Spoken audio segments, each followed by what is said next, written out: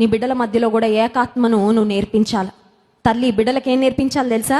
ఏకాత్మను ఎలా కాపాడుకోవాలో నేర్పించాలి. ఒకరినొకరు ఎలా ప్రేమించుకోవాలో నేర్పించాలి. తోటి విశ్వాసులలో ఎవరిలో ఉండే పొరపాట్లు వాళ్ళలో ఉంటాయండి? ఉంటాయా? No one is perfect. ఈ లోకంలో ఎవరు పరిపూర్ణులు కాదు.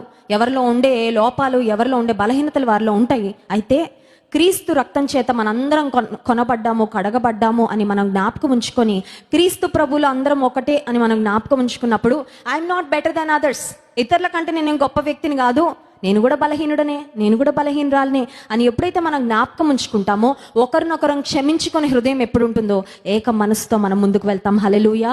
యేసే అంటున్నాడు, వీరు ఏకమై ఉండునట్లు నీవు నాకు అనుగ్రహించిన నీ నామమందు వారిని కాపాడుము. ఇంకొక ప్రాముఖ్యమైన మాట, ఎక్కడ ఏక మనసు ఉండదో అక్కడ అపవాది చాలా బలంగా పని చేస్తాడు. ఏక మనసు అది కుటుంబంలో కావచ్చు, సంఘంలో కావచ్చు, వేరెవర్ ఇట్ ఇస్.